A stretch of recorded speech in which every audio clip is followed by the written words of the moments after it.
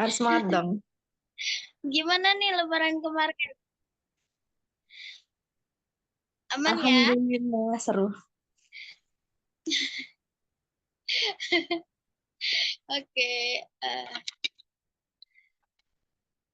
alhamdulillah. Teman-teman dapat data belum nih judul yang akan dibahas pada malam hari ini? Tentang apa kira-kira? Boleh dong dijawab di kolom chat.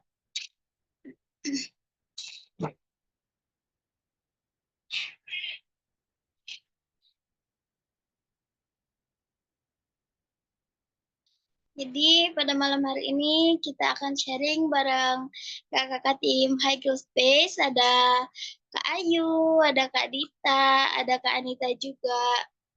Sebenarnya kita ada satu lagi ya, Kak Ayu Puspitasari. Cuman qadarullah beliau berhalangan hadir. Jadi yang ikut sharing pada malam hari ini kakak-kakak yang cantik-cantik ini. Oke, mungkin kita sapa-sapa dulu kali ya. Hai Kak Dita, apa kabar? Gimana kabarnya Kak Dita, sehat? Halo, Kak Umi. Alhamdulillah Dita sehat. Kak Umi sendiri bagaimana kabarnya? Alhamdulillah sehat. Gimana lebaran kemarin, aman Sehat. ya? Aman. Udah ready ya untuk malam ini ya? Iya. Insya Allah, Oke, Bismillah. syukuran Kak Dita. Oke, Iya, mungkin sama-sama Kak Umi. Kak Ayu nih. Assalamualaikum Kak Ayu. Waalaikumsalam warahmatullahi wabarakatuh, Kak Umi. Ya Allah, Kak Ayu gimana kabarnya? Kak Ayu sehat? Alhamdulillah luar biasa. Allahu Akbar. Sehat dong walaupun sedikit pilek. Ya, bismillah. Alhamdulillah, semangat ya Kak Ayu. Oke, Kak Anita. Mana nih Kak Anita? Assalamualaikum Kak Anita. Waalaikumsalam warahmatullahi wabarakatuh. Ini mohon maaf banget ini ya, sinyal aku. Subhanallah dari tadi bikin istighfar. Jadi sementara off cam dulu sambil aku cari gimana solusinya. Bismillah, semoga Allah memudahkan. Kak Anita gimana kabarnya nih? Kak Anita sehat? Alhamdulillah baik, sehat. Kak Umi gimana kabarnya? Alhamdulillah, baik juga. Alhamdulillah. Kurban apa tahun ini? Kurban nggak? Kurban perasaan, Waduh, Kak. Baru waduh, mau waduh, jawab. waduh, waduh, gawat. Kurban perasaan. Oke, Kurban nggak apa-apa. Insya Allah tahun depan kita bisa kurban beneran ya. Amin ya Allah, amin. Allah. Amin. Semoga Allah mudahkan ya untuk kita bisa berkurban. Amin. Oke, mungkin sambil nunggu teman-teman yang lain nih, mungkin kita langsung aja kali ya eh, mulai untuk pada materinya. Mungkin ya sementara kita nunggu Kak Anita nih. Kak Anita kayaknya sinyal terganggu deh, gangguan sinyal.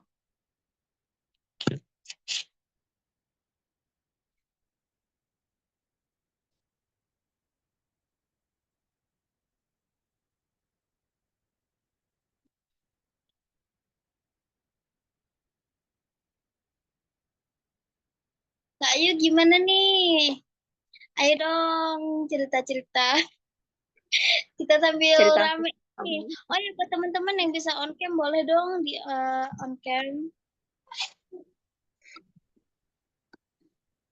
yang Nih bisa Kak. on cam, boleh on cam ya teman-teman. Karena di sini kan cewek-cewek semua ya, insya Allah. Ah, Jadi betul. kita bisa on cam lebih leluasa, lebih bebas ya. Karena sesama cewek gitu. Jadi kita mau cerita apa, Kak Umi, malam ini? Iya, sembari nunggu Kak Anita nih. Kita mau bahas tentang Judul healing. kita temanya nih, Kak Ayu. Apa ya?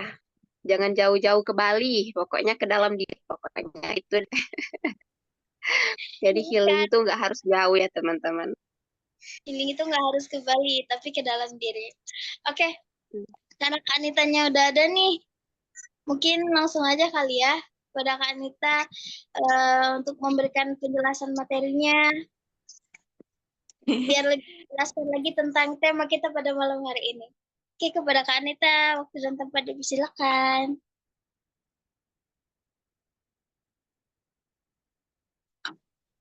Oke. Gimana suaraku aman? Aman, Aman Kak aman. Nisa. Tapi kok suara kalian putus-putus ya?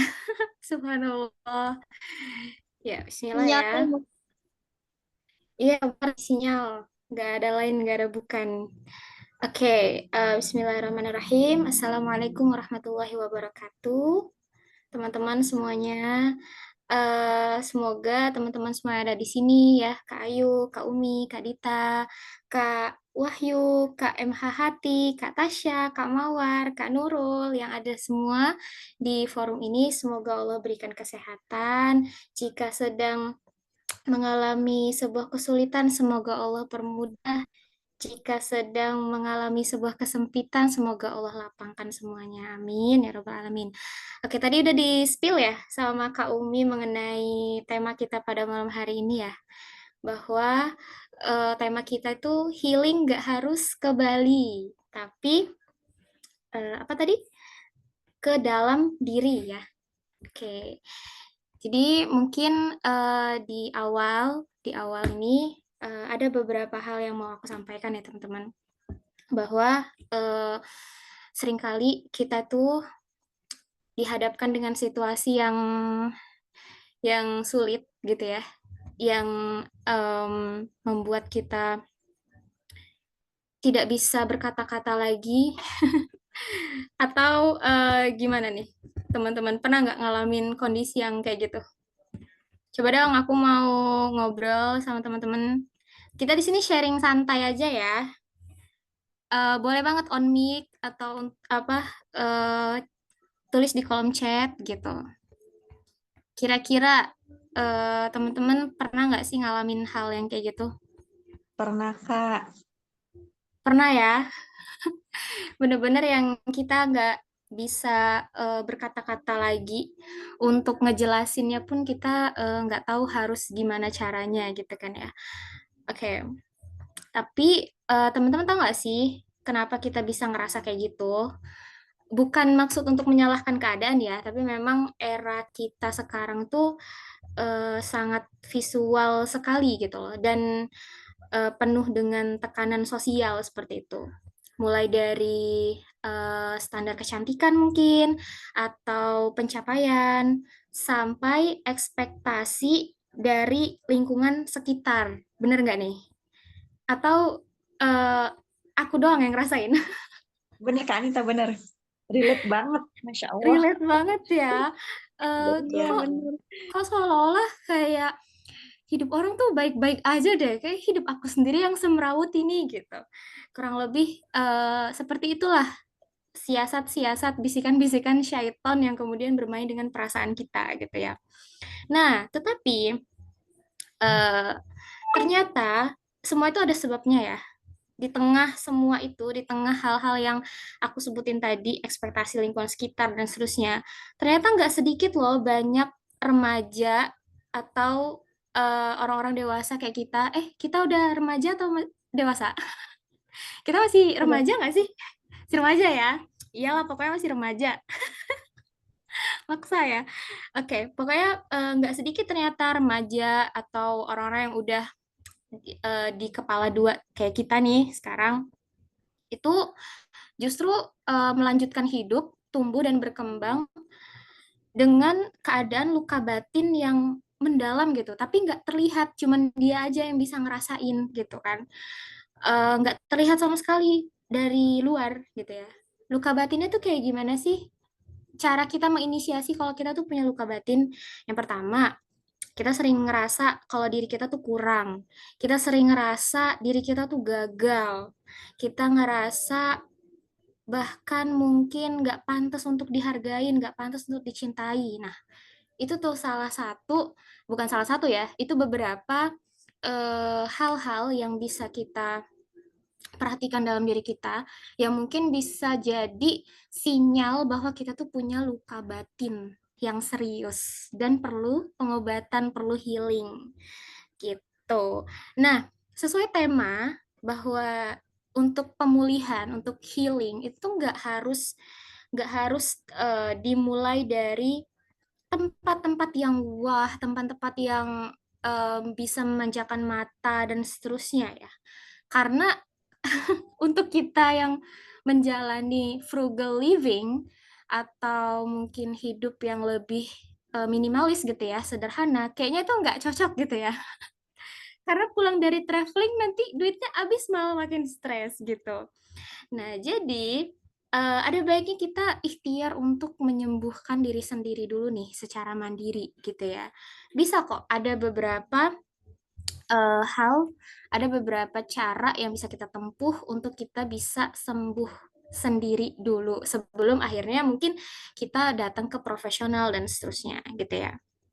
Bahwa titik awal dari proses kesembuhan mental kita, titik awal dari proses pemulihan itu sendiri adalah penerimaan diri. Sesimpel itu. Nggak simpel sih ya. Ngomongnya simpel, tapi untuk bisa menuju kondisi itu sangat-sangat perlu usaha gitu ya. Self-acceptance atau penerimaan diri. Penerimaan diri itu yang kayak gimana sih sebenarnya? Nah, penerimaan diri itu adalah kemampuan yang ada pada seseorang untuk mengakui dirinya apa adanya. Contohnya, mengakui kekurangan, mengakui kalau kita nggak bisa di bagian yang sini, kita kurang di bagian yang situ, misalnya. Kita mengakui bahwa kita tuh terluka, kita mengakui bahwa kita tuh nggak sempurna, dan kita benar-benar mengakui itu, gitu, mengakui dan kemudian that's fine gitu loh. Kita mengakui, kemudian menerima hal itu gitu ya, bukan cuma mengakui dalam hal menjustifikasi, oh aku punya kekurangan ini, ih nggak berguna banget ya, jangan gitu, tapi mengakui sambil sambil menerima gitu ya. Dan menerima di sini bukan berarti pasrah ya teman-teman, bukan berarti pasrah atau berhenti berkembang. Maksudnya ketika teman-teman mungkin ngerasa dirinya kurang dalam hal komunikasi misalnya, terus itu menjadi legitimasi bagi teman-teman untuk nggak mau belajar, untuk nggak mau ikut-ikut kelas public speaking misalnya kayak gitu. Nggak kayak gitu. Tapi yang pertama, kita menyadari dulu bahwa, oh ternyata saya kurangnya di sini. Apa nih yang harus saya lakukan supaya kekurangan saya ini menjadi, apa ya, pemicu awal saya lebih berkembang lagi, kayak gitu. Nah, di sini aku disclaimer dulu ya, teman-teman. Aku bukan seorang psikologi atau mahasiswa psikologi, tapi aku berbicara di sini tuh berdasarkan apa yang aku pelajari aja, dan sebagian tuh ada beberapa pengalaman pribadi dari healing journey aku gitu. Karena setiap orang kan pasti punya luka ya, punya scars gitu loh, punya luka lah, punya luka batinnya sendiri-sendiri gitu. Nah, dalam ilmu psikologi ini tuh berkaitan sama yang namanya low self esteem atau harga diri yang rendah. Jadi orang-orang yang mohon maaf punya luka batin ya, yang kayak tadi ngerasa kurang, ngerasa nggak pantas untuk dihargai dan seterusnya, karena mereka tidak bisa karena harga diri mereka tuh rendah. Harga diri rendah di sini bukan konotasinya negatif, bukan, tapi lebih ke mereka tidak memiliki confident gitu loh, tidak memiliki percaya diri sehingga ya itu tadi ngerasa dirinya nggak layak, kurang lebih gitu. Dan yang kedua, faktor yang kedua adalah terlalu berlebihan melakukan yang namanya self criticism. Ya, self criticism. Apa itu self criticism? Mengkritik diri secara berlebihan, menjustifikasi diri secara berlebihan. Apakah salah mengkritisi diri sendiri? Nggak selalu salah ya, karena dengan seperti itu kita bisa lebih evaluasi. Tapi ketika itu porsinya sudah berlebihan, sudah over, itu sudah nggak baik lagi gitu. Jatuhnya kayak kita menghujat diri sendiri gitu loh. Ih kamu nih nggak berguna banget, masa kayak gini aja nggak bisa, misalnya kayak gitu. Akhirnya apa? Kalau dua faktor ini terus-menerus dibiarkan, maka dia bisa berkembang menjadi apa? Menjadi anxiety, menjadi kecemasan, depresi, bahkan bisa ngalamin yang namanya gangguan identitas. Gangguan identitas tuh kayak gimana? Kita kayak kehilangan diri sendiri gitu loh. Pernah nggak ngerasa? Mungkin Kak Umi, Kak Ayu, atau Kak Dita, atau Kak Putri pernah gitu. Kayak ngerasa, ini bukan diri aku, kok diri aku yang dulu mana gitu. Kira-kira pernah nggak ngerasa? Nah, Pernah. pernah kan? Pernah banget kan? Jadi tuh bingung gitu ya, bingung ini kenapa ya aku yang sekarang gitu. Nah, itu udah perlu perlu ini ya. Luka batinnya udah serius gitu, nggak bisa dianggap enteng. Kayak gitu. Nah, em, apa ya? Tadi nyampe mana tadi ya? Oh, nyampe gangguan identitas. Kita balik lagi ke topik yang kedua tadi, bahwa fondasi awal atau modal awal untuk kita bisa healing, untuk kita bisa pulih, itu adalah step awalnya adalah penerimaan diri atau self acceptance. Mungkin teman-teman di sini ada yang sudah pernah ke psikolog ya, karena atau belum. Pokoknya as far as I know ya, setahu aku, kalau kita datang ke psikolog, mau kita cerita kayak gimana pun, mau kita oversharing cerita panjang lebar, pasti psikolog yang pertama kali disaranin adalah menerima. Udah ikhlasin dulu, terima dulu semua ini memang sudah benar-benar terjadi, pasti gitu. Karena memang betul, apapun permasalahan psikologis yang ada pada diri manusia, kuncinya tuh cuma satu. Yang pertama dan yang paling utama adalah self-acceptance atau penerimaan diri dulu gitu. Karena ini tuh ibarat kalau pohon ya, ini tuh akar masalahnya kayak gitu loh, akar masalahnya. Karena kita nggak bisa menerima keadaan, nggak bisa menerima segala sesuatu yang ada pada diri kita. Nah, itulah yang kemudian membuat kita insecure, membuat kita nggak percaya diri, membuat kita ngerasa nggak layak, dan seterusnya gitu. Dan apa ya, dalam ilmu psikologi itu ada sebuah pendekatan nih yang namanya pendekatan humanistic psychology. Nah, dalam pendekatan humanistic psychology ini, self acceptance ini dianggap sebagai dasar dari mental yang bagus, teman-teman. Mental yang well-being gitu ya, mental yang stabil. Nah, ini dasarnya itu adalah self acceptance atau penerimaan diri. Karena seseorang yang bisa menerima dirinya dengan baik itu sudah terbukti akan lebih stabil emosinya dan lebih ringan menjalani hidup. Karena apa? Karena dia nggak peduli dengan standarisasi yang ada di society atau di lingkungan sekitarnya dia, kayak gitu. Dan perlu di-highlight ya, perlu di-highlight, dan ini reminder juga buat diri aku pastinya. BTW, ini video aku mati ya? Wah, benar-benar sinyal. Oke, kita lanjut ya. Semoga tidak menjadi halangan buat teman-teman semua di sini.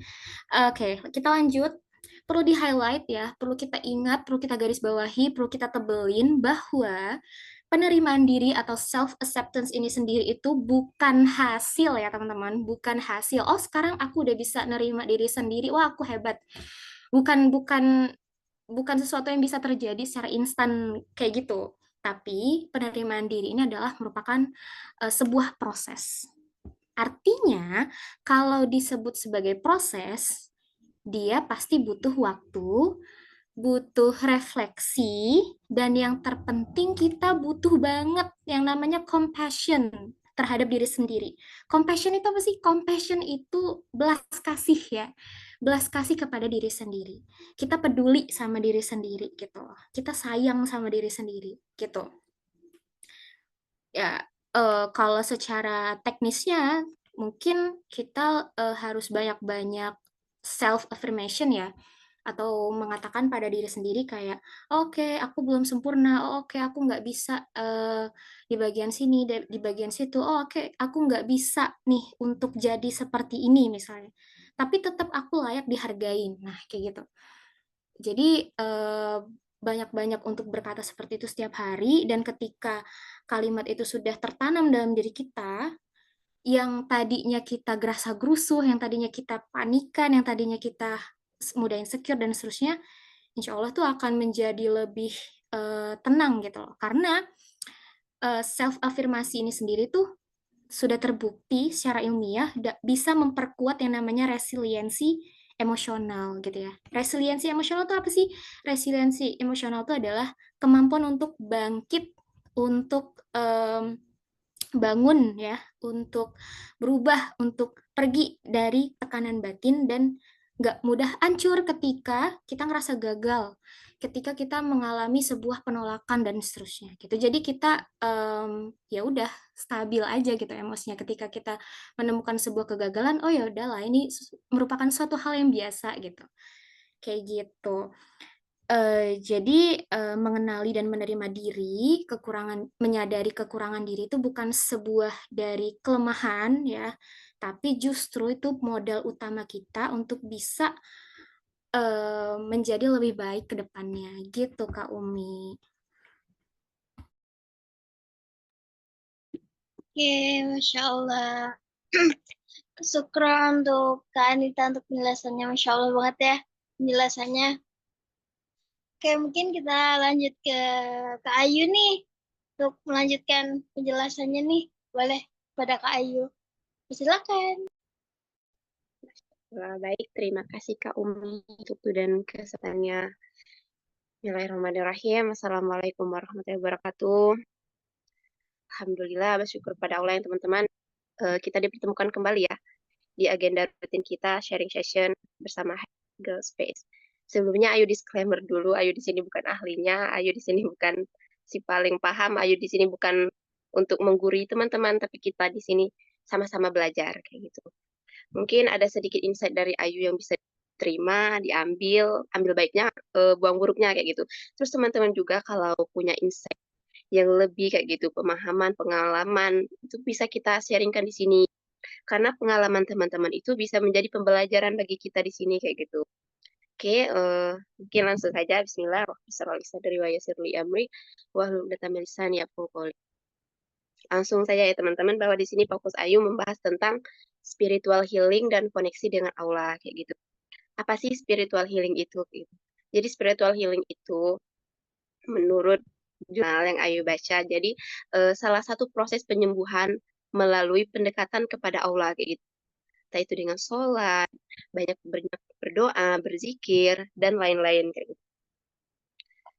Adapun tanda-tanda yang udah disampaikan sama Kak Anita tadi ya, bahwa kita semua itu pasti memiliki luka batinnya masing-masing. Entah itu dikecewakan oleh orang yang lingkungan sekitar, ataupun dengan orang terdekat kita sendiri, entah itu di keluarga, persahabatan. Jadi setiap orang itu pasti memiliki trust issue, pasti memiliki trauma, pasti memiliki luka batinnya.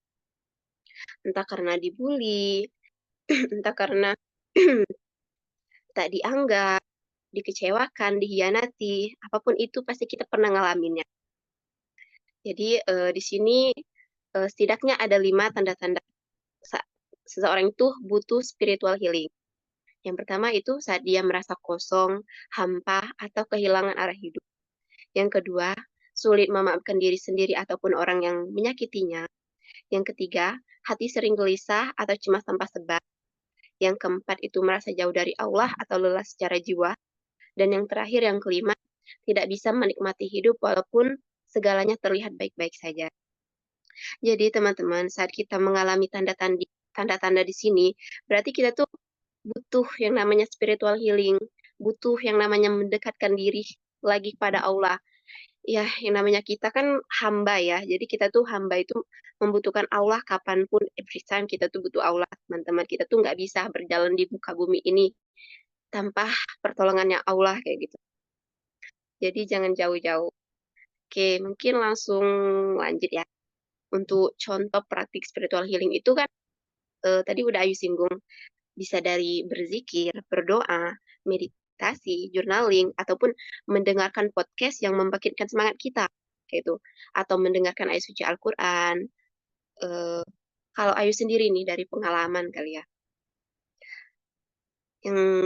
yang udah Ayu katakan tadi ya, bahwa Ayu pun sama seperti teman-teman, Ayu juga punya luka, entah itu di pengasuhan, entah itu di pertemanan, Ayu juga pernah dihianati, dikecewakan, mungkin sama sahabat Ayu sendiri kayak gitu.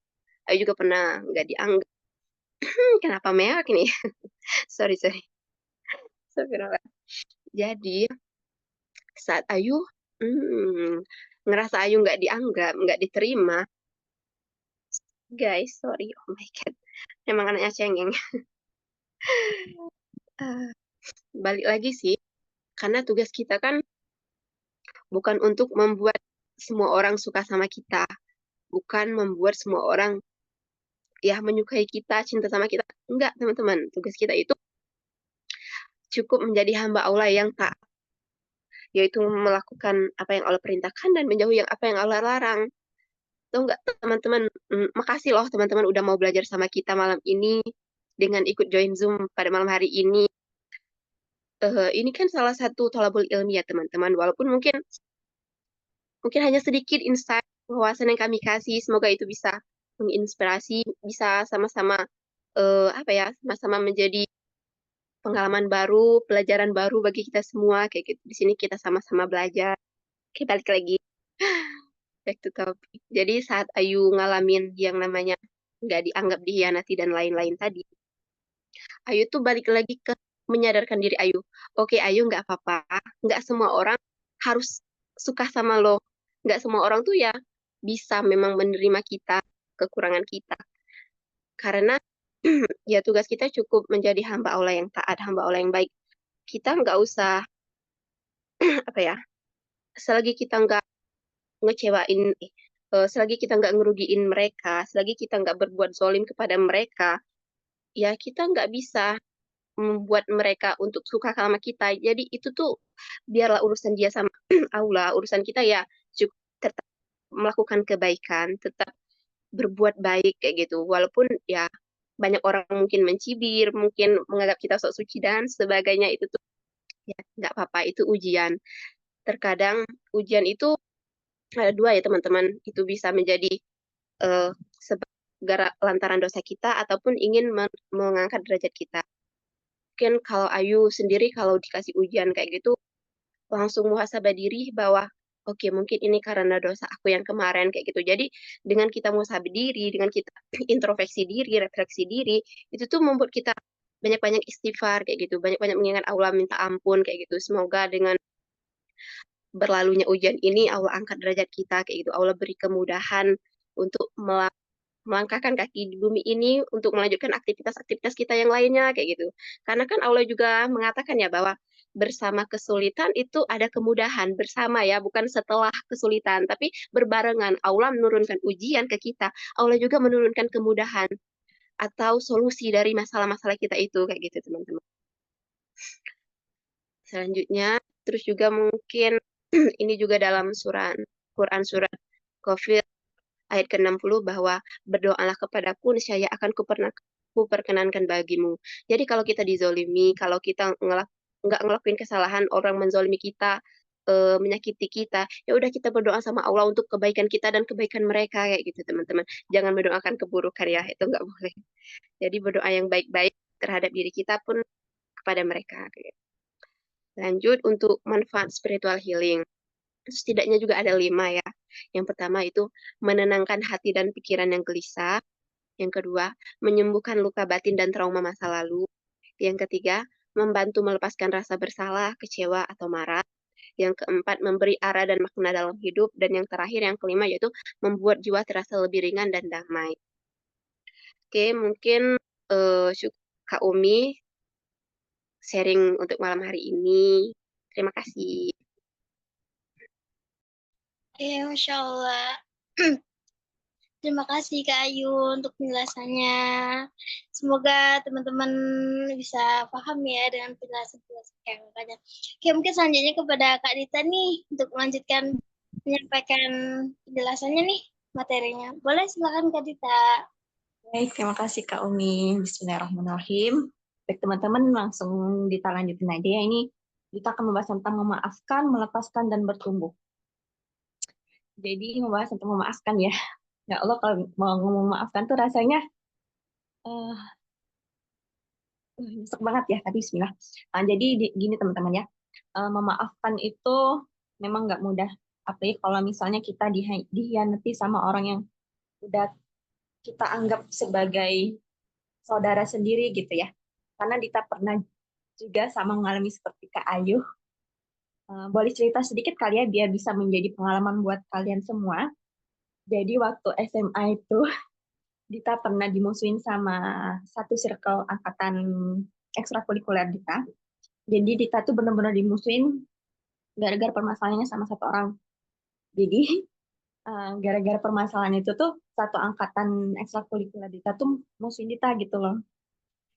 Tapi dengan seiringnya berjalannya waktu teman-teman, kita muhasabah juga buat diri sendiri. Mungkin benar kata Kak Ayu tadi ya, nggak semua orang bisa suka sama kita. Sebaik apapun kita sama mereka, pasti akan ada celah jelek di dalam diri kita di mata mereka. Jadi mereka tuh musuh kita tuh gara-gara satu hal. Tapi kita kayak pasrah aja ya udah gitu ya. Kita nggak membalas kejahatan juga ke mereka.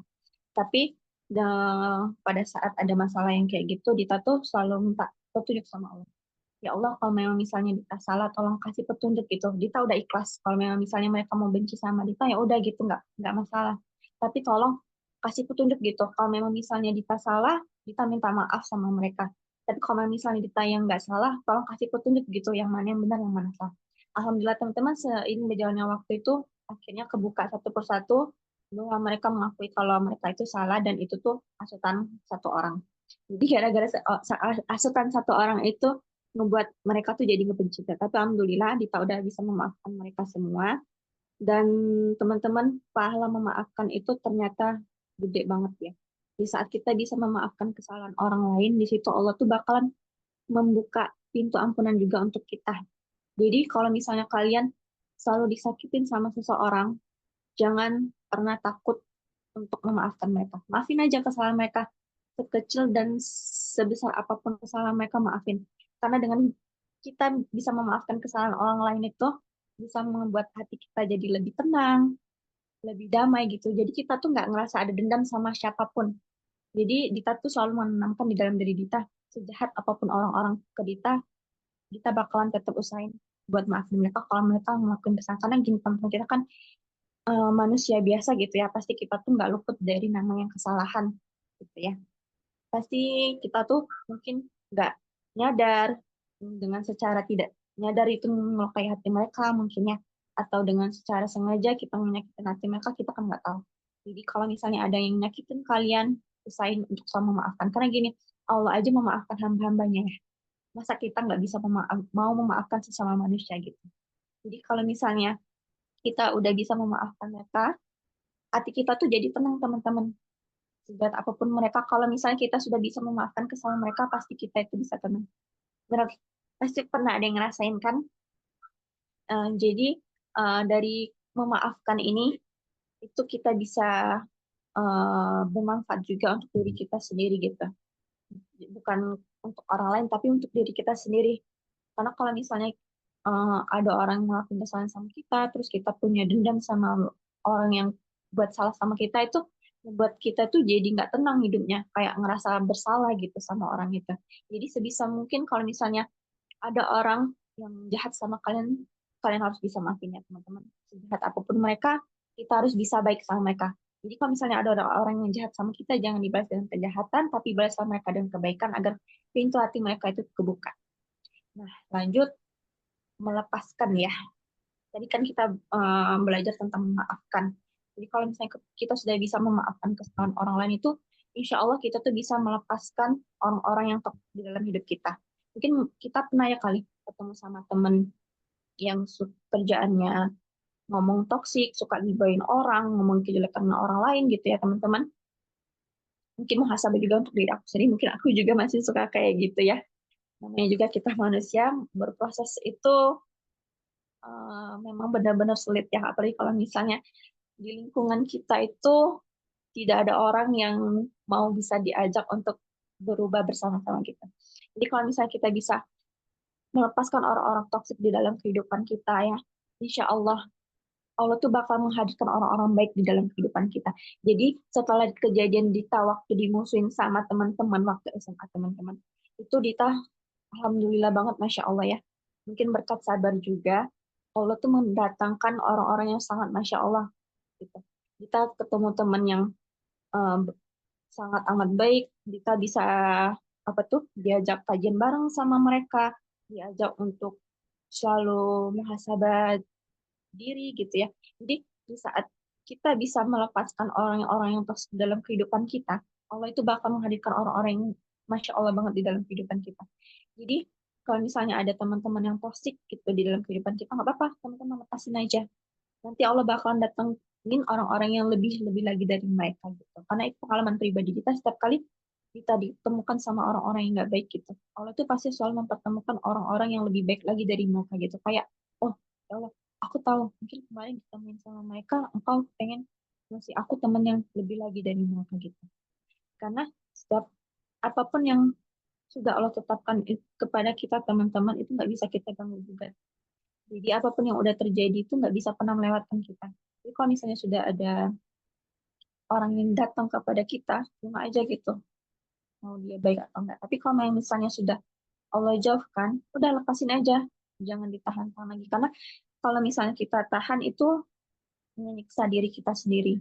Karena kalau orang yang toksik itu nggak baik di dalam kehidupan kita. Jadi lepaskan aja, biar hati kita tenang dan kita tuh pasti bakal didatangi sama orang-orang yang baik di dalam kehidupan kita.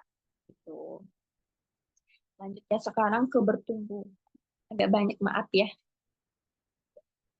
Jadi teman-teman, di saat kita sudah bisa memaafkan dan melepaskan itu, kita bisa bertumbuh menjadi pribadi yang lebih baik lagi. Karena kita bisa belajar dari pengalaman kita yang sebelumnya, kita bisa lebih berhati-hati gitu dalam memilih teman. Karena gini teman-teman ya, kalau misalnya kita salah milih teman itu sangat berpengaruh sekali dalam kehidupan kita, benar nggak? Jadi kalau misalnya kalian pengen bertumbuh menjadi wanita yang lebih baik, carilah circle yang bisa membuat kalian terus mendekat ke diri kepada Allah gitu.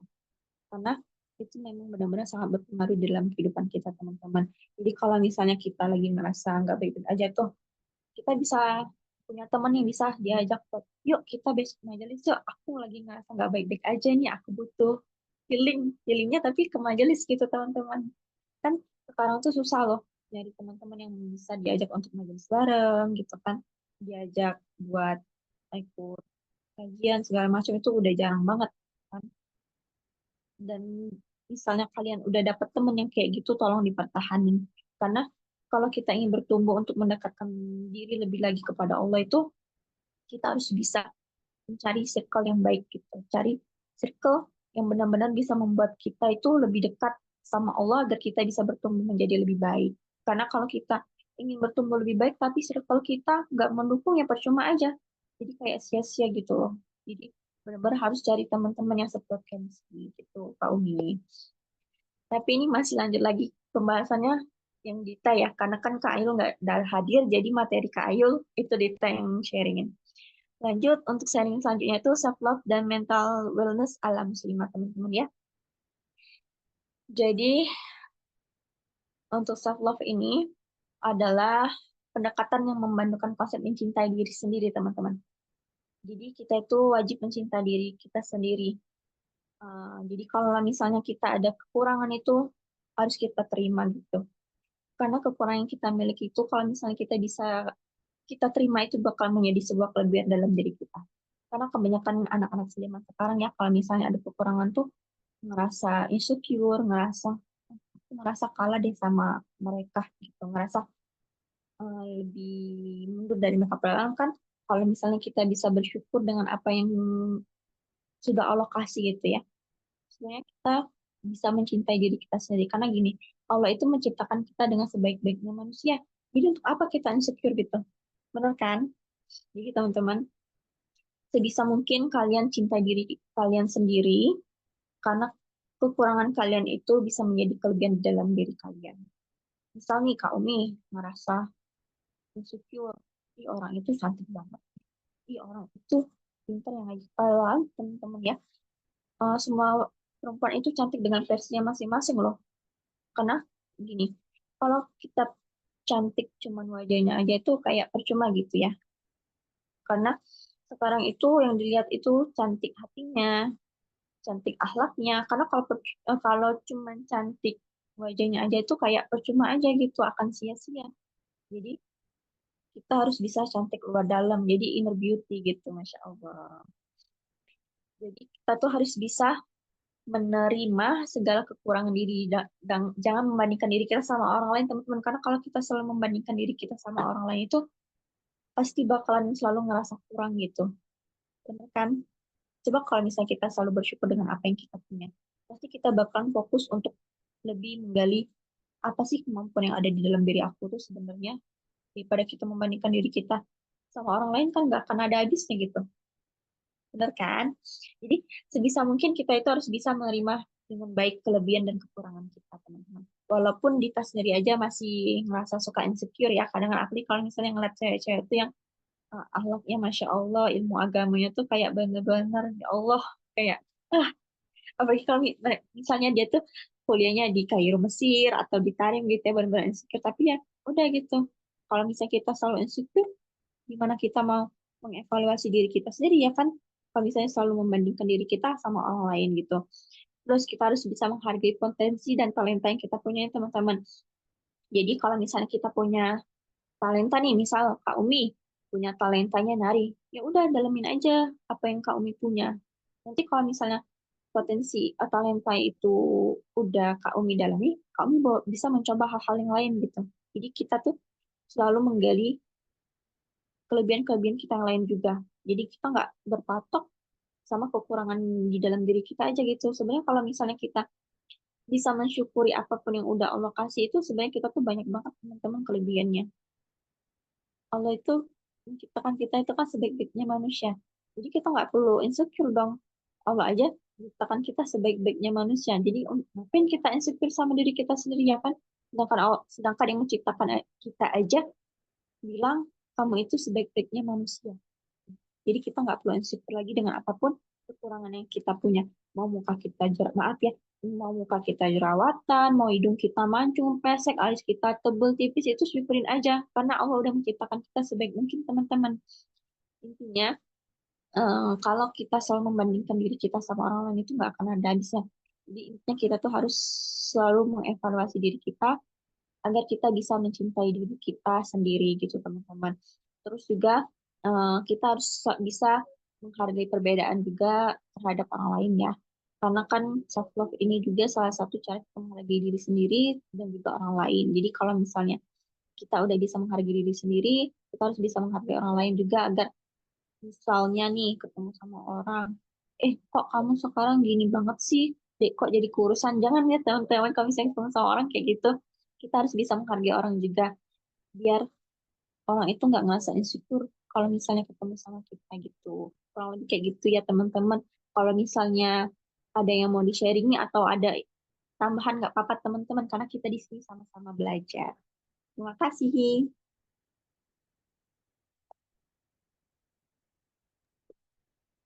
Ya, Masya Allah. Syukran Kak Dita untuk penjelasannya nih. Masya Allah banget ya. Seru banget nih pembahasan kita pada malam hari ini.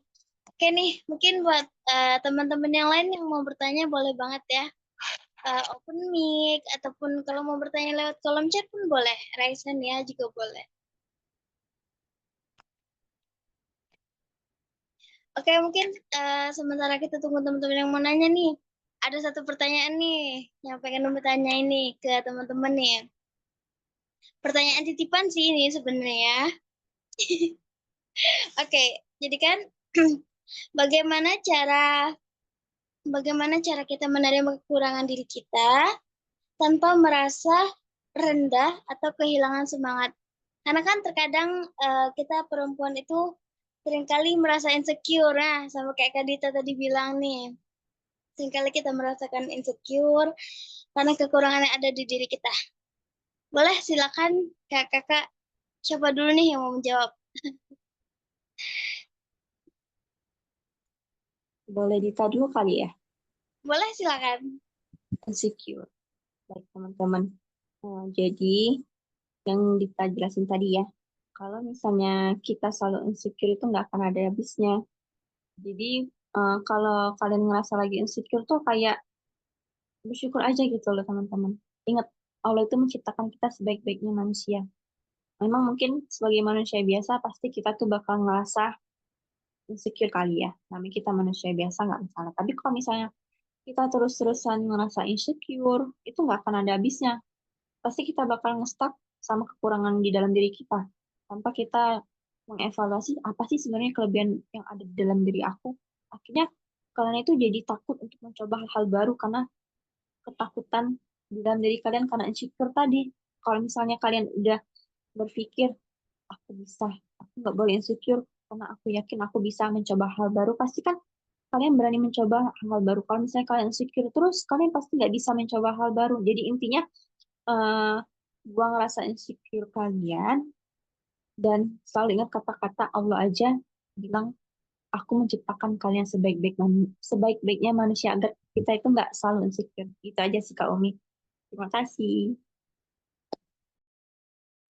Oke, Masya Allah. Mungkin Kak Ayu Agustina nih mau menambahkan sesuatu, boleh? Boleh, makasih Kak Umi. Kayak benar ya yang dikatakan Kak Dita tadi ya, bahwa teman-teman kita tuh setiap kita punya kekurangan dan kelebihan masing-masing loh teman-teman. Jadi fokus kita sekarang tuh jangan insecure sama kekurangan kita dengan membandingkan dengan kelebihan orang lain. Fokus kita itu menggali potensi yang ada pada diri kita. Ayo kita refleksi diri. Kita tulis nih di kertas, kekurangan aku apa aja nih? Disebutin satu-satu. Terus kelebihan kita apa? Disebutin lagi. Oh, aku nih suka ngomong. Oh, aku nih suka baca. Oh, aku nih ini. Nah, fokus kita itu kembangin yang hobi, yang menonjol kebaikan atau potensi yang menonjol dari diri kita. Karena sebaik-baiknya insecure adalah insecure sama diri kita yang hari ini sama yang kemarin. Atau hari ini lebih baik atau lebih buruk ya dari kemarin kayak gitu. Fokus kita itu jangan ke orang lain, jangan membandingkan sama orang lain, tapi membandingkan sama diri kita sendiri, teman-teman. Kalau Ayu sendiri tuh ya menerapkan, Ayu juga tipe orang yang overthinking, insecurean. Karena kayak, kalau dipikir-pikir tuh banyak banget kekurangan kayak gitu ya. Kita tuh fokusnya ya ke kekurangan kita kayak gitu. Ke ya kebanyakan manusia emang seperti itu. Ayu juga dulu kayak gitu. Mungkin sekarang juga, tapi proses belajar ya teman-teman, pelan-pelan kita mengganti mindset kita, ganti fokus kita, bahwa ayolah kita berhenti fokus sama kekurangan kita, ayo kita fokus sama kelebihan kita. Setiap kita yakinlah teman-teman, kita nih punya kekurangan dan kelebihan kita masing-masing. Coba diingat-ingat saran Ayu tadi ya. Ini juga yang Ayu dapat dari mentor Ayu kemarin-kemarin kayak gitu. Ayu kan belajar juga. Kita kan manusia itu thalabul ilmi itu kewajiban ya. Belajar itu kewajiban kita. Jadi kita belajar sama siapa aja, kapanpun, dimanapun. Karena setiap orang itu adalah guru. Dan setiap ruang, tempat adalah pembelajaran. Proses membentuk kita menjadi seseorang yang lebih baik dari kemarin kayak gitu. Jadi setiap hari kita itu harus lebih baik. Walaupun event itu hanya 1%. Jadi, coba kita tulis di buku teman-teman ya. Mulai hari ini, yang masih insecure-insecurean, ayo kita list kekurangan kita apa aja. Atau kalau kita kesulitan mengetahui kekurangan dan kelebihan kita, kita tanya teman terdekat kita tanya teman-teman kita, orang tua kita.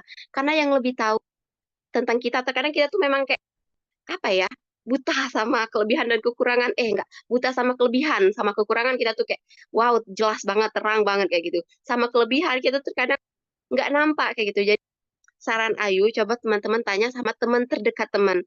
Kira-kira apa sih kelebihan aku kayak gitu. Tanya kekurangan dan kelebihan sama teman-teman terdekat kita, circle kita, orang tua kita.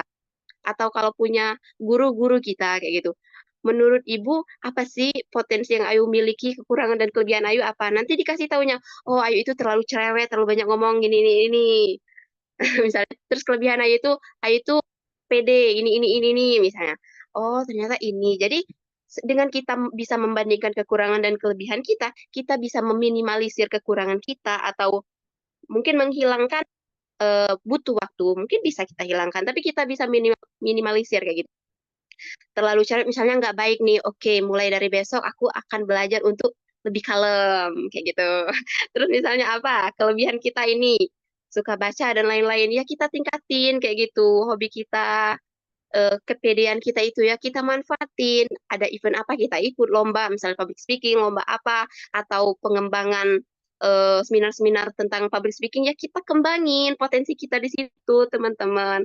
Jadi saran Ayu kepada teman-teman, mungkin terkhusus Ayu sendiri juga yang terkadang masih suka insecure, overthinking sama kekurangan dan kelebihan, apalagi mengenai umur, terkadang kita tuh fokus sama kekurangan, terus ada nggak ya yang mau nerima aku nanti, jodoh aku mau nggak ya nerima aku kayak gini.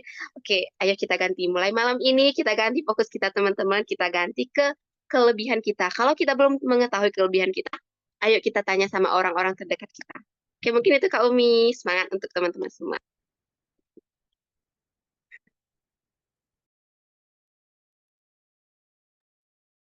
Oke, syukran Kak Ayu untuk jawabannya. Mungkin Kak Anita nih mau menambahkan jawabannya. Silakan Kak Anita. Udah detail banget sebenarnya tadi ya, Masya Allah. Tapi coba aku mau minta perjelas lagi deh sama Kak Umi. Insecure di situ insecure dalam hal apa? Dalam hal fisik kah? Atau dalam hal segala hal? Dalam hal fisik kali ya? Bisa jadi. Bisa jadi ya, karena penyakit perempuan tuh kayak gitu. Kita tuh selalu pengen terlihat cantik.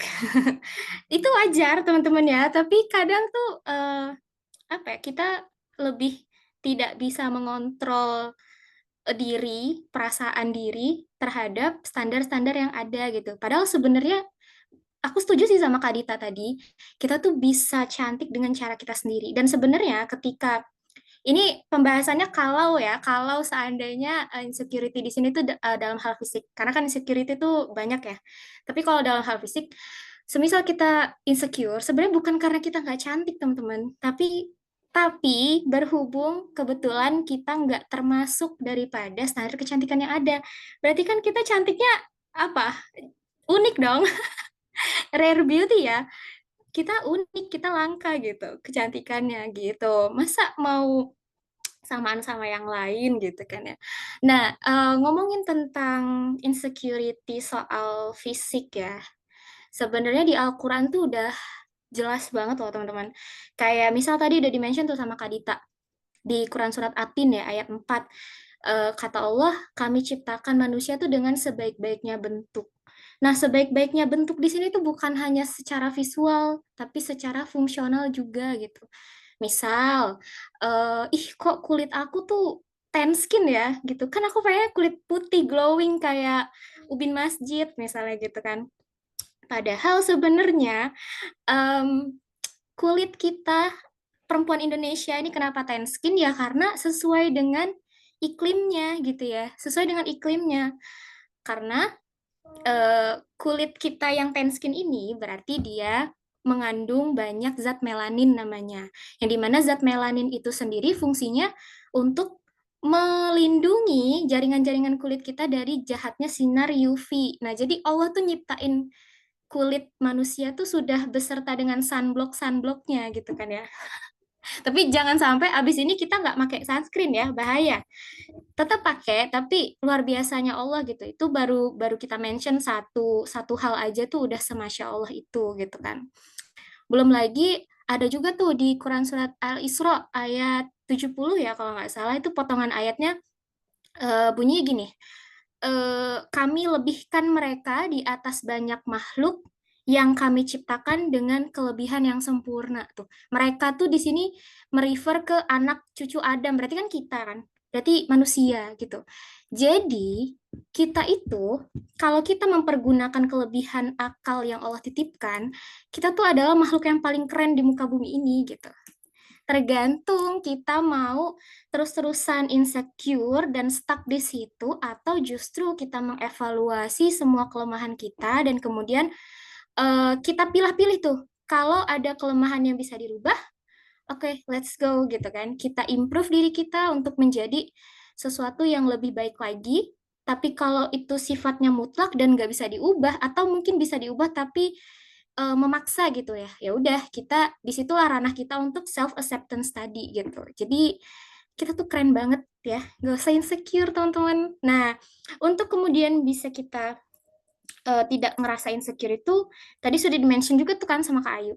Kita perlu circle yang positif, circle yang nggak terlalu mengeluh-elukan dunia gitu kan ya. Jadi supaya kita juga berjalan di muka bumi ini mikirin dunia nggak apa-apa, tapi jangan sampai kita tenggelam di dalamnya sampai berpikir bahwa dunia ini tuh selamanya. Jadi yang kita fokuskan tuh persiapan untuk di dunia aja gitu. Gitu sih Kak Umi, tambahan dari aku.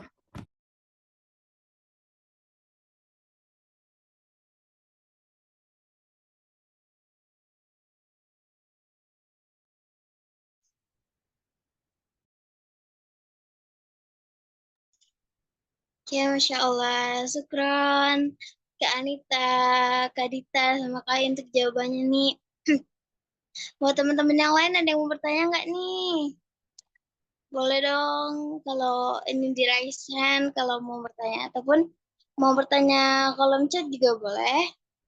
Kalau izin Kak, Ya, Kak izin Putri. izin sebelumnya perkenalkan saya Putri Ramadhani. Ini first time saya ikut kajian online ini ya Kak. Dan sebelumnya mohon maaf karena tadi kurang kondusif ya. Bahkan sekarang juga kalau ada yang memperhatikan. Karena ini di luar banyak nyamuk. Saya di luar ini. Banyak nyamuk Kak. Banget ya, tapi digigit. Ya, banyak nyamuk. Oke, mungkin lebih ke sharing juga ya sama Kak Umi Kalsum tadi pertanyaannya tentang insecure. Saya rasa kita semua pasti pernah merasakan titik insecure itu, entah insecure-nya dalam hal apapun itu. Tapi kalau kita bahas tentang insecure ini di dalam insecure dalam ruang lingkup fisik, Putri juga pernah ngalamin itu.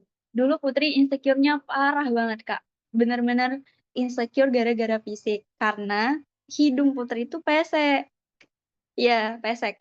Sedangkan lingkungan Putri itu hidungnya mancung semua. At least kalau nggak mancung ya hidungnya tuh ada batangnya.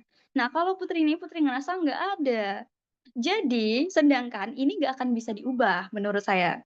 Jadi, kalau berpikir untuk operasi nggak pernah berpikir sama sekali gitu, nggak pernah berpikir untuk merubah ciptaan Allah.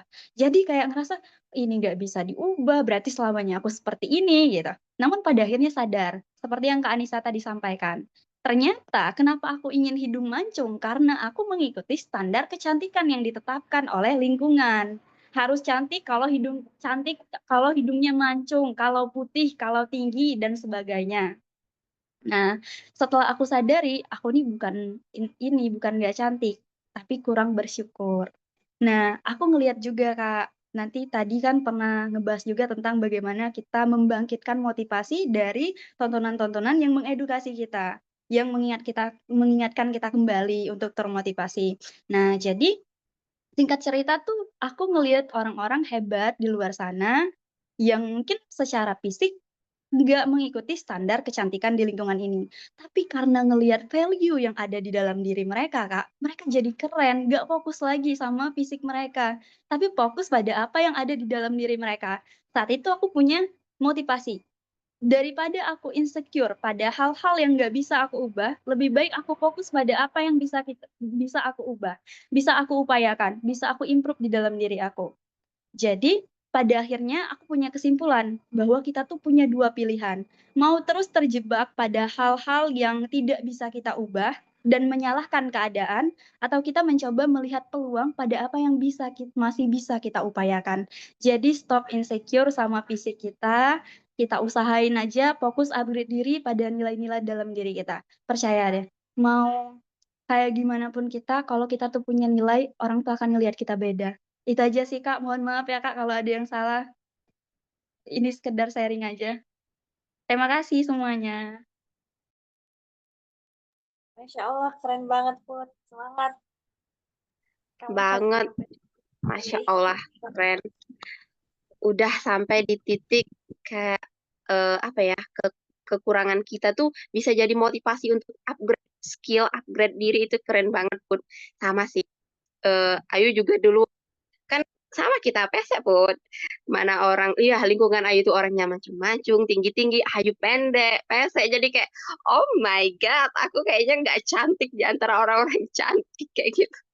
Sempat berpikir seperti itu juga pun, tapi ya balik lagi, kita sama-sama belajar, makin kita memahami, mengenali diri kita sendiri, kita tahu potensi kita, ya udah kita improve potensi kita, kayak gitu teman-teman. Semangat ya untuk teman-teman. Oke, mungkin ada yang ingin bertanya, lanjut Kak Umi.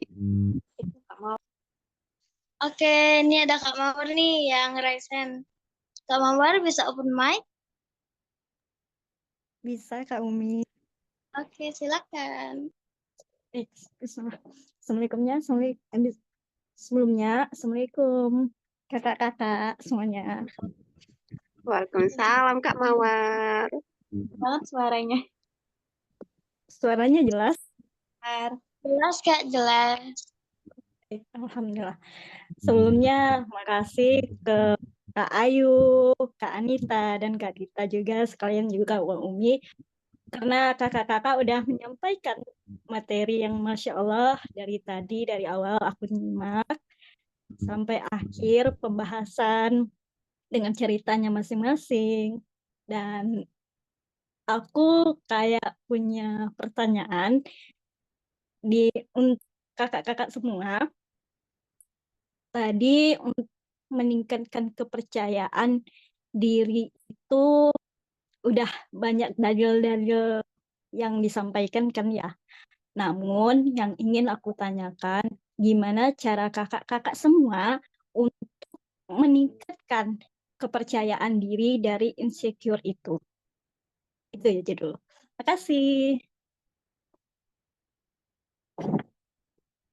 Oke, makasih Kak Mawar untuk pertanyaannya. Mungkin dari Kak Ayu dulu kali ya, boleh nih dijawab. Masya Allah, terima kasih Kak Umi waktu dan kesempatannya. Iya benar sih kata Kak Mawar. Jadi kalau mengenai dalil, mungkin kita udah tahu ayatnya udah hafal kayak gitu. Bahwa Allah tuh udah menciptakan kita dalam bentuk sebaik-baiknya. Namun setiap kita itu pasti pernah mengalami titik terendah kita. Pasti mengalami titik yang sangat insecure kayak gitu. Dan itu nggak apa-apa. Dan itu manusiawi teman-teman. Oke, balik lagi ke cerita Ayu ya. Yang Ayu insecure, yang Ayu mungkin nggak dianggap. Itu tuh butuh proses yang panjang untuk menerima itu teman-teman. Proses yang panjang untuk bisa berdamai dengan itu semua, dengan apa yang sudah Ayu lewatin. Jadi saat Ayu insecure, eh iya sih benar. Mungkin flashback lagi ya teman-teman. Ayu juga pernah di titik kayak, emang aku seburuk itu ya, sampai nggak ada yang cowok yang deketin aku, tanda kutip ya, ini saat SMA, di mana lingkungan Ayu itu ya orang yang cantik-cantik yang kata Ayu tadi, banyak cowok yang deketin mereka, even mereka pacaran ataupun tidak, tapi ada yang deketin. Sedangkan Ayu tuh nggak ada. Malah kayak cowok tuh ngelihat Ayu tuh kayak, tahu nggak sih yang kayak nada gerak-gerik yang sinis, gerak-gerik yang kayak gitu, kayak seolah-olah aku ini apa kayak gitu. Sampai di titik itu loh teman-teman, Ayu tuh se-insecure itu sama diri Ayu. Kayak, emang aku seburuk itu ya? Emang aku sejelek itu? Sampai cowok tuh nggak ada yang ngelirik aku kayak gitu. Sedangkan teman-teman aku, circle aku, itu tuh ada cowok semua kayak gitu. Sampai akhirnya itu tuh berjalan sampai tamat ya SMA, nggak ada cowok yang deketin. Dan di kuliah itu barulah mungkin di kuliah itu orang-orang baru, lingkungan baru, stylish juga, semua orang dengan stylishnya. Jadi kita tuh beradaptasi kayak gitu. Jadi mungkin dari sana Ayu juga baru kenal yang namanya bedah, yang namanya parfum dan sebagainya. Mungkin SMA tuh pakai parfum, tapi kayak kalau ingat kayak gitu, kalau ya nggak apa ya, bukan prioritas teman-teman. SMA tuh Ayu tuh mungkin suka tertarik sama cowok, sama angkatan, sama kakak tingkat itu ada, tapi kayak yang buat dandan itu tuh belum banget Ayu tuh se apa ya, sewajarnya aja pakai bedak sewajarnya, pakai lipstick ya kadang-kadang kayak gitu. Nah, pada momen kuliah Ayu itu baru baru ya melihat lingkungan ya dengan gayanya, stylishnya. Jadi Ayu itu beradaptasi, belajar. Oh, jadi orang yang cantik itu kayak gini kayak gini. Jadi belajar pakai make up, bedakan dan lain-lain. Sampai di satu titik ya ada cowok yang deketin dan lain-lain. Dan setelah aku mengalami itu semua kayak, hah, cuman gitu gini doang kayak gitu. Terus aku kemarin insecure nggak ada cowok yang deketin, setelah ada yang deketin kayak gini doang kayak gitu. Apa sih Ayu, astagfirullah kayak gitu. Sampai akhirnya sampai Ayu juga ngaji dan lain-lain kayak, berarti Allah tuh nggak nyuruh Ayu deket sama siapa-siapa. SMA tuh ya karena Allah tuh ingin melindungin Ayu kayak gitu loh. Masa SMA tuh kan masa aku banget kayak gitu, cantik aku, pintar aku dan sebagainya kayak gitu. Jadi mungkin pada saat SMA kalau Ayu udah ngerti yang namanya bedakan, suka-suka pengen misalnya terlalu over, kalau suka sama wong harus apa ya, menyatakan kayak gitu ya, mungkin Ayu ya bisa kebablasan, pacaran dan sebagainya kayak gitu. Jadi berpikir positif bahwa kalau Allah membuat kamu insecure sama fisik kamu, sehingga kamu berpikir saat nggak ada cowok yang deketin kamu itu bahwa apa ya, itu tuh tanda sayangnya Allah teman-teman, bahwa Allah tuh ingin melindungi kita loh dari cowok-cowok yang ya yang tidak bertanggung jawab mungkin, yang playboy dan sebagainya kayak gitu ya. Karena SMA itu bukan masanya apa ya, untuk menikah mungkin Ayu rasa belum kayak gitu ya.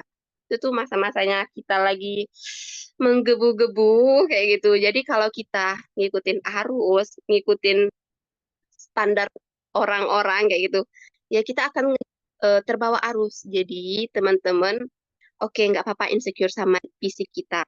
Oke nggak apa-apa terima. Aku tahu itu berat, aku tahu itu butuh proses. Pun sama aku juga selama SMA aku menerima itu kayak gitu. Walaupun ya dengan mungkin di hati ada ya apa ya ngeganjel kayak gitu ya. Sampai di titik aku kuliah dideketin cowok dan ya astagfirullah. Semoga ini bukan membuka aib ya. Maksudnya tuh ya nggak cuma satu yang deketin kayak ya apa cuman kayak gini aja kayak gitu. Biasa baik gitu. Kenapa aku dulu astagfirullah, astagfirullah, astagfirullahaladzim, astagfirullahaladzim. Itu ya Kak Mawar mungkin bisa dipahami, dimengerti untuk Kak Mawar. Intinya udah fokus sama potensi kita aja, sama kelebihan kita aja. Kayak ya itu tadi ya, kita kan punya kekurangan dan kelebihan kita masing-masing. Ayo kita ganti fokus kita, mindset kita kayak gitu. Semangat untuk teman-teman semua, sama aku untuk diri aku sendiri. Semangat. Oke, mungkin boleh nih untuk Kak Dita untuk memberikan jawabannya. Silakan. Boleh ulangin sedikit lagi nggak pertanyaan tadi? Tiba-tiba nge-lag. Kak Mawar boleh ulangin lagi nggak pertanyaannya tadi? Boleh, boleh. Pertanyaannya tadi singkatnya gini, Kak. Bagaimana cara kita untuk meningkatkan kepercayaan diri kita lagi dari insecure tadi? Baik. Karena maaf dipotong ya. Maksud aku kayak gini. Tadi kan kakak-kakak semua udah menyebutkan dalil-dalil kan. Nah, terus kita dalam artian aku nggak menyalahkan dalil ya, aku nggak menyalahkan dalil karena kita percaya dalil gitu, percaya pada Al-Quran. Tapi namanya juga manusia kan. Nah, dari diri kita sendiri nih, gimana cara untuk meningkatkan kembali kepercayaan diri kita.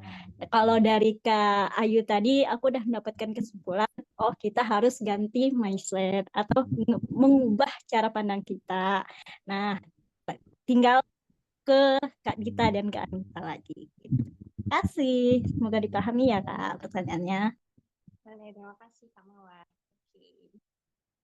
Biar nggak insecure lagi ya. Kalau ditambah sekarang kalau misalnya ada orang yang membuat kita insecure nih ya, kita bodo amat aja sih karena yang kita pikir saya ngapain dengerin omongan orang, karena kalau misalnya kita ngedengerin omongan orang ya teman-teman itu nggak bakalan ada habisnya, pasti kita tuh bakalan selalu terlihat kurang lucu di mata mereka karena kan manusia itu pengen terlihat sempurna terus ya kan.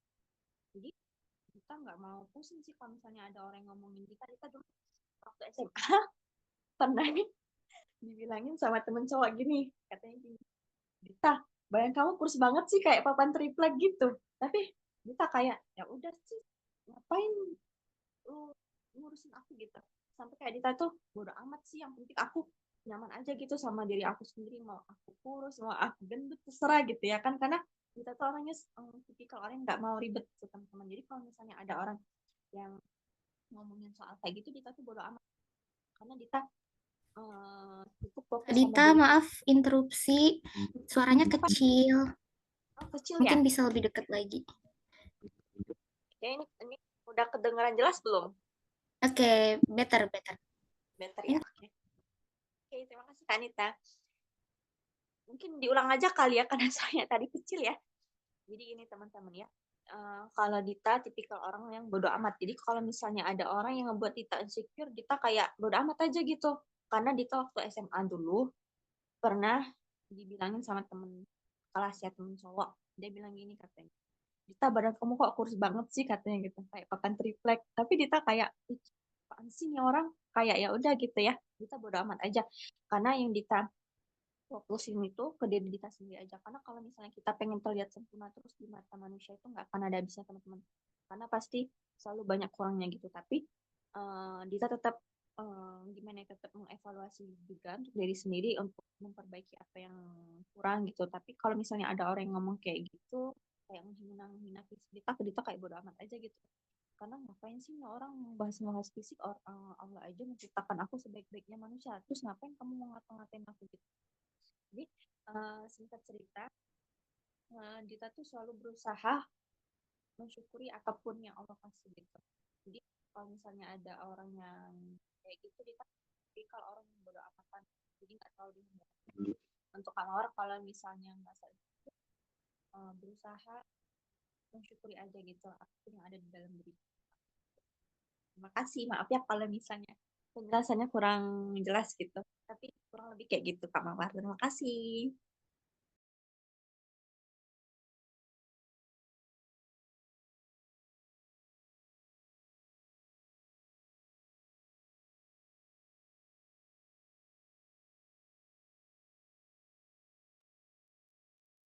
Romi udah. Suara aku kecil ya masih? Enggak, udah oke. Oke, syukran Kak Dita. Oke, untuk Kak Nita boleh nih untuk menyampaikan jawabannya. Oke, terima kasih Kak Umi. Oke, aku coba jawab ya.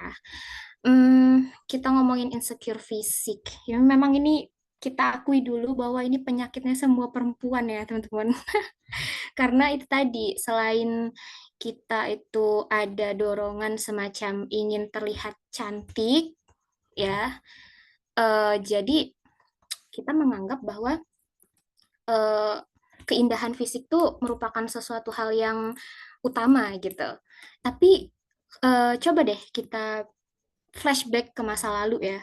Kalau kita pikir-pikir tanpa menyalahkan keadaan, sedari kita kecil, kita kan anak cewek.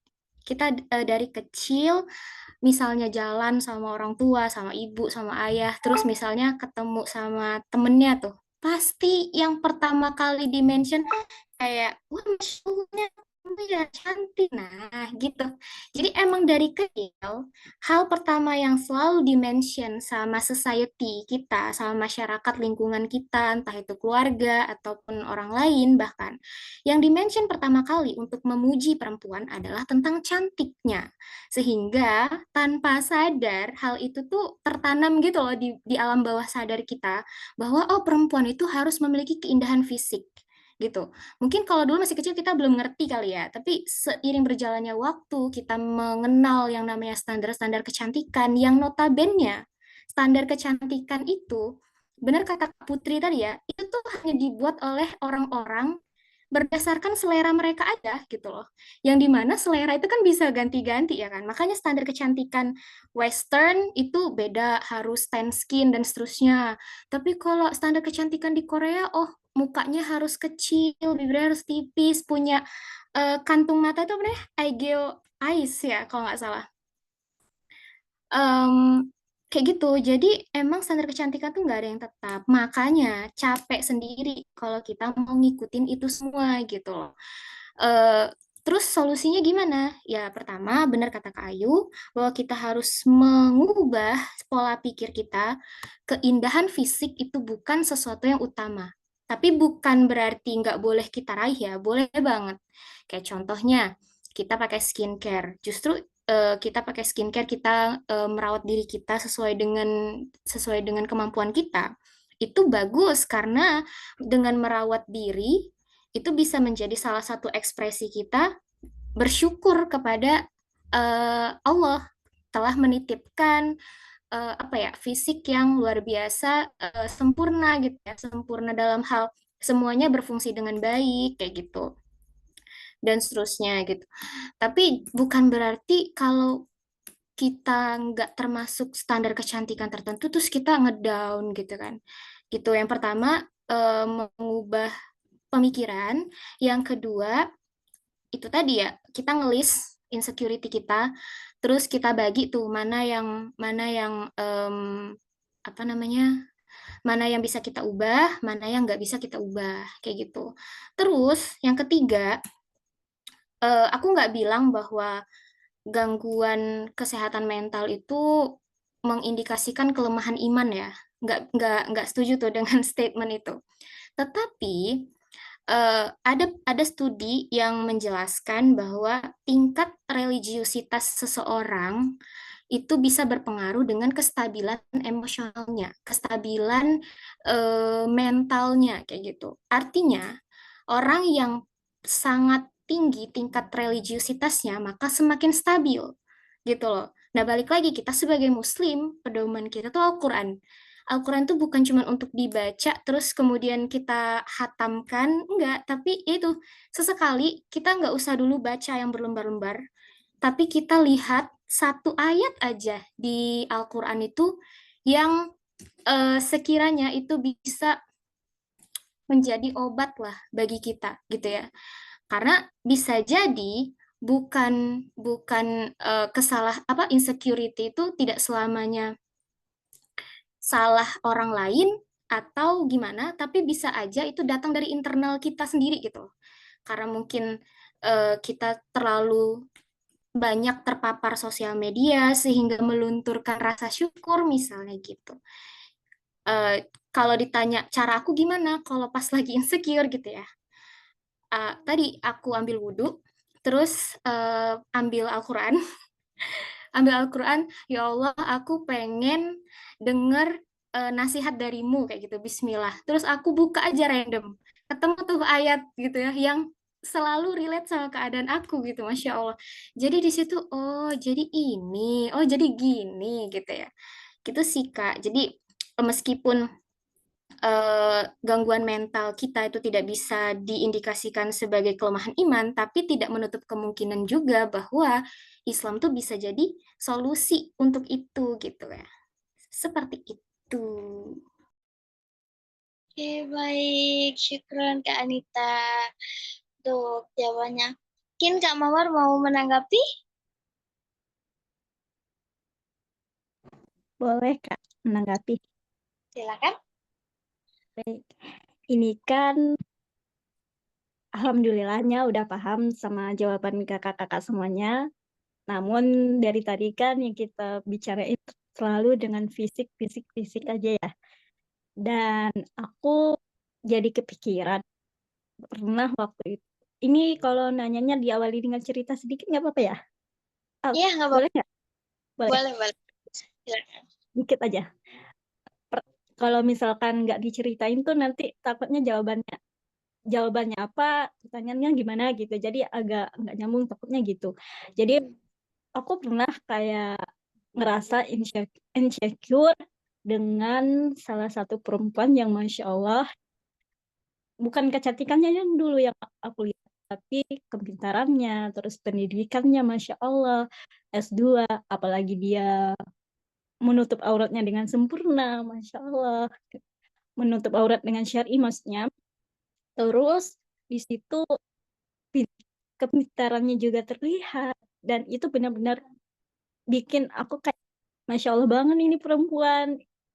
Tapi dia dosen aku ya, maksudnya dosen juga tapi berapa tahun lebih muda gitu. Jadi nggak terlalu tua dan juga nggak terlalu ini.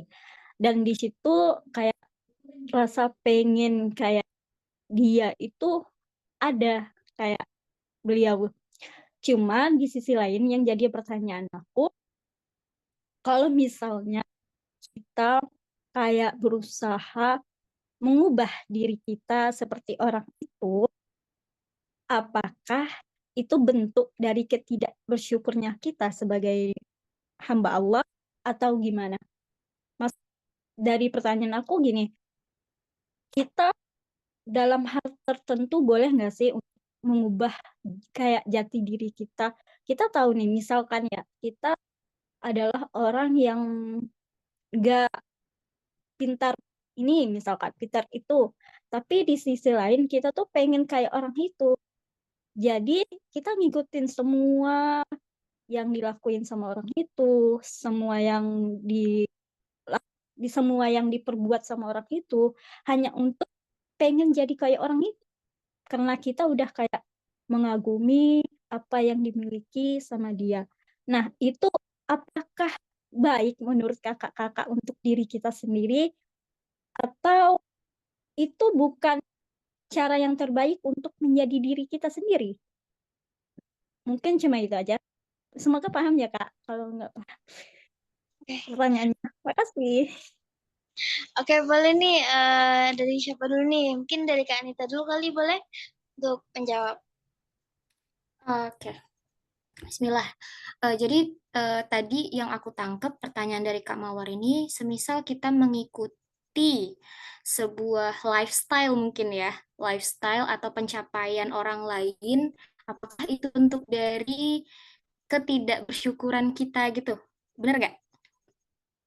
Iya, benar banget. Apakah itu Oke. bentuk dari ketidaksyukuran kita? Kalau menurut pendapat aku sih, selama itu merupakan kebaikan dan hal-hal yang positif, nggak ada yang salah untuk diikuti gitu loh. Karena sebenarnya kita hidup di dunia ini juga semua meniru gitu kan. Kita hari ini datang ke majelis ilmu, meniru siapa? Ya meniru orang-orang solih di masa Rasulullah gitu kan ya. Kita belajar meniru orang-orang yang memang dimuliakan oleh Allah kayak gitu. Jadi kesimpulannya, ketika kita kagum sama seseorang itu hal yang wajar ya. Apalagi kalau kita kagum dengan potensi yang ada pada dia gitu loh. Masya Allah itu public speaking bagus banget misalnya.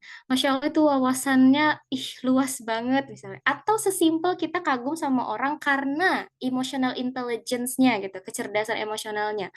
Jadi ada dorongan semacam kayak, oh aku juga pengen loh kayak dia gitu kan. Aku juga pengen loh pintar kayak dia, aku juga pengen loh stabil emosinya kayak dia dan seterusnya. Itu merupakan hal yang bagus justru.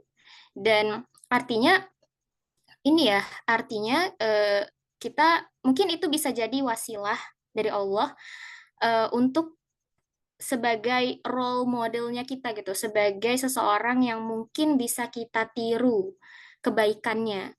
Asalkan dalam prosesnya kita harus tetap mengupgrade niat, Kak Mawar.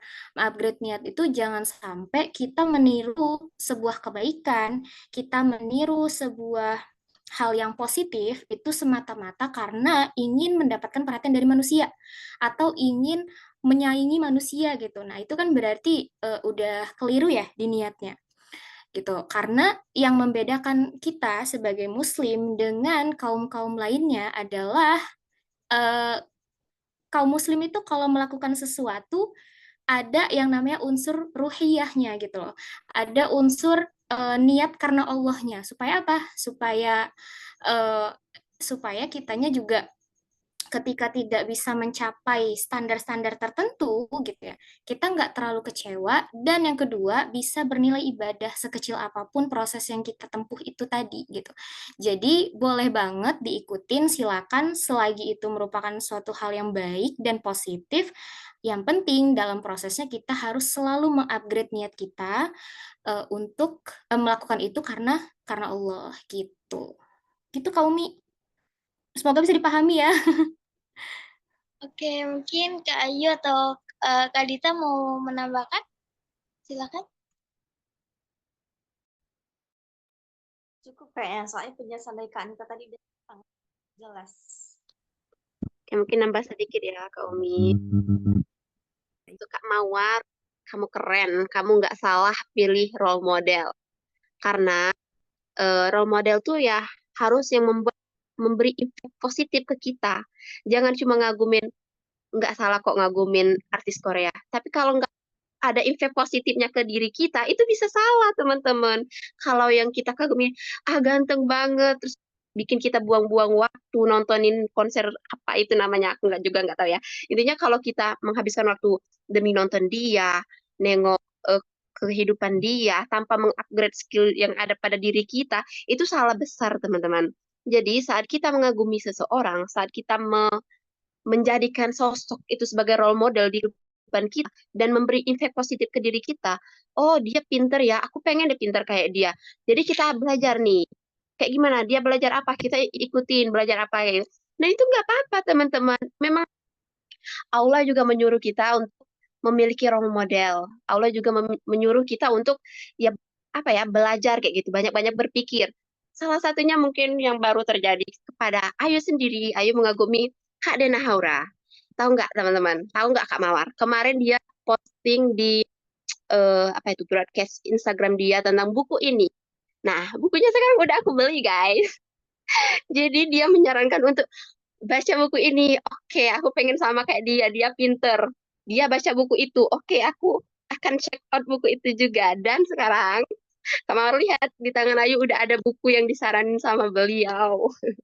Jadi itu nggak apa-apa, itu keren saat kita mengagumi seseorang dan itu memberikan efek positif, dampak positif ke kehidupan kita, membuat kita upgrade skill. Itu bagus menurut Ayu. Memang harus kayak gitu. Mengagumi seseorang tuh ya jangan asal mengagumi. Mengidolakan seseorang tuh jangan asal mengidolakan, tapi harus punya dampak positif ke hidup kita. Oke, semangat Kak Mawar dan teman-teman.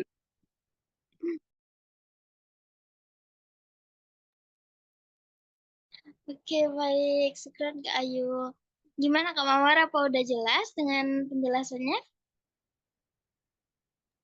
Alhamdulillah, udah jelas Kak Umi. Makasih ya Kak Ayu, Kak Dita, Kak Anita jawabannya. Oke, sama-sama. Oke, ada satu pertanyaan lagi nih melalui kolom chat dari Kak Tasya. Kak izin bertanya, ini tentang memaafkan orang yang sudah menyakiti kita. Kita berusaha memaafkan dan tidak membenci orang tersebut. Tapi itu kadang pikiran kita yang menghantui kita buat doain dia yang tidak baik dan pengen banget dibalas perbuatannya sama Allah. Itu kita harus gimana ya, Kak? Nah, boleh nih. Buat siapa dulu nih? Mungkin Kak Rita dulu nih, boleh kalau mau menjawab. Baik. Terima kasih Kak Umi. Ini tadi pertanyaannya dari Kak ini ya. Siapa tadi namanya? Kak Ya. Tasya. Baik, untuk Kak Tasya ya. Jadi gini ya teman-teman. Tanpa kita mendoakan dia yang tidak baik pun itu Allah pasti sudah akan membalas perbuatan apa yang dia perbuat. Kak Dita, maaf suaranya kecil. Kecil ya? Astagfirullahaladzim, ini kenapa sih? Jelas nggak ini? Teman jelas.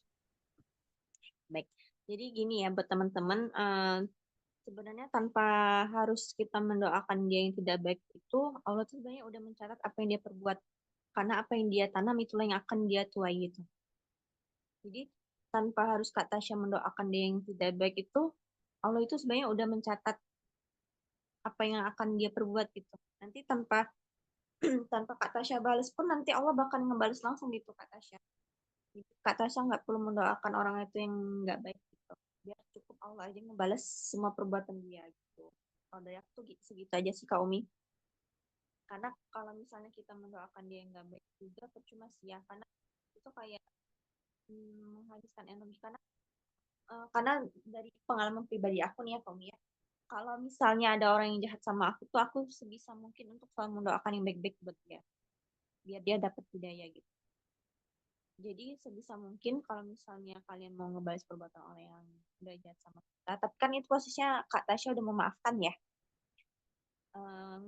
Sebaiknya lebih baik itu nggak usah didoain yang nggak baik gitu. Biar Allah aja gitu ngebales. Karena setiap apa yang kita perbuat itu pasti bakal langsung ada balasannya gitu. Udah, gitu aja sih Kak Umi. Oke, makasih Kak Dita untuk jawabannya. Mungkin Kak Ayu atau Kak Anita boleh ditambahkan untuk penjelasannya jawabannya. Mungkin Kak Anita dulu kali ya. Boleh, silakan Kak. Oke, aku nih. Oke deh.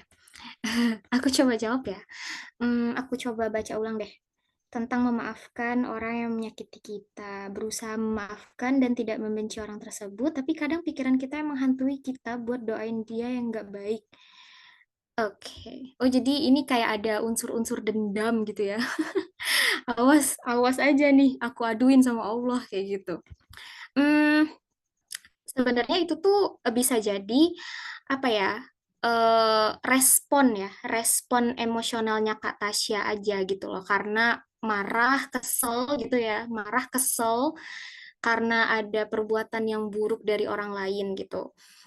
Eh, Benar kata Kak Dita tadi sih, sangat-sangat aku highlight ya, tanpa kita minta pun Allah itu selalu ngeliat. Allah tuh maha melihat segala sesuatu apa yang dilakuin sama makhluknya, entah itu berbuat jahat ataupun berbuat baik. Nah, di Al-Quran itu sudah sangat-sangat jelas ya, Allah tuh ngasih tahu sama kita di Quran Surat Al-Isra ayat 7 bahwa ketika kamu berbuat baik, maka sebenarnya kamu sedang berbuat baik kepada diri kamu sendiri gitu kan.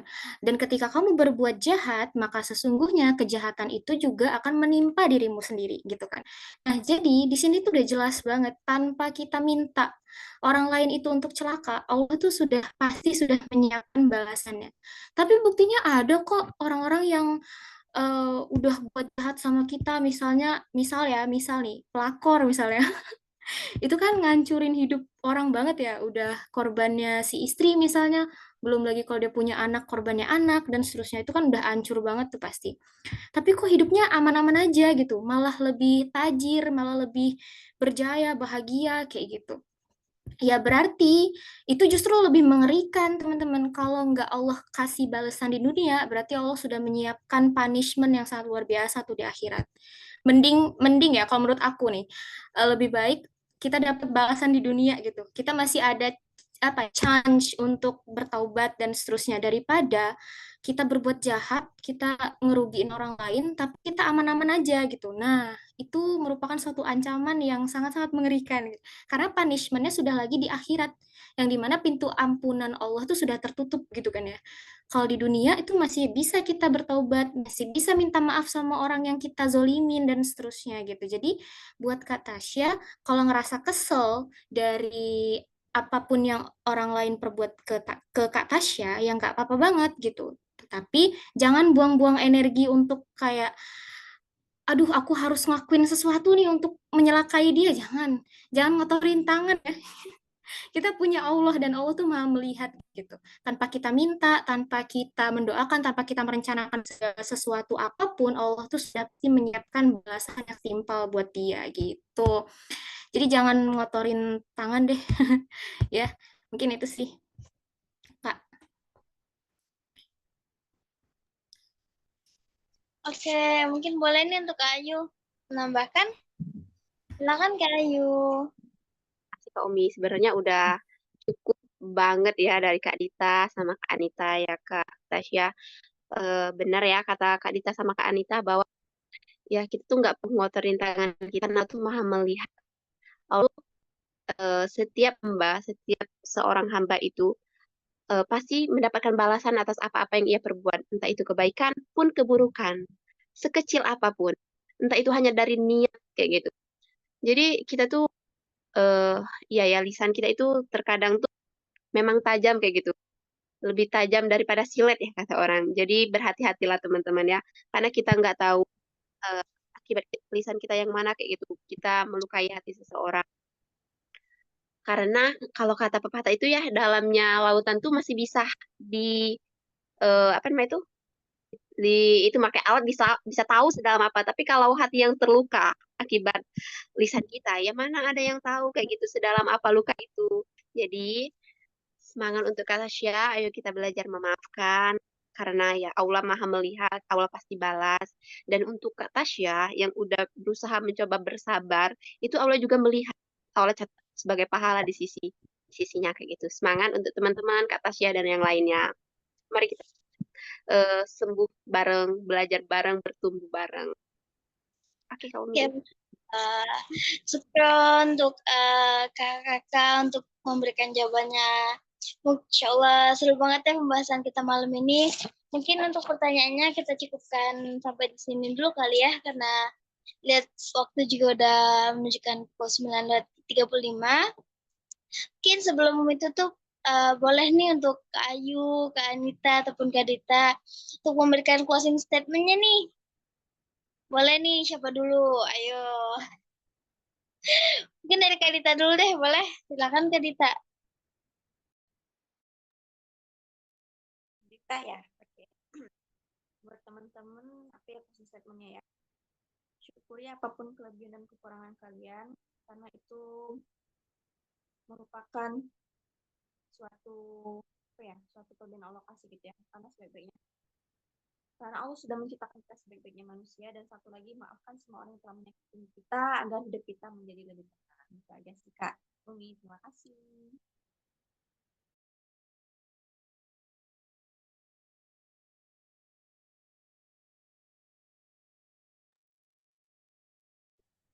Oke, mungkin Kak Ayu nih memberikan closing statement-nya. Silakan Kak Ayu. Ya, makasih Kak Umi. Oke, untuk closing statement-nya, terus teman-teman semua, benar yang kata Kak Dita ya, bahwa itu punya kekurangan, kelebihan, kita punya trauma kita masing-masing.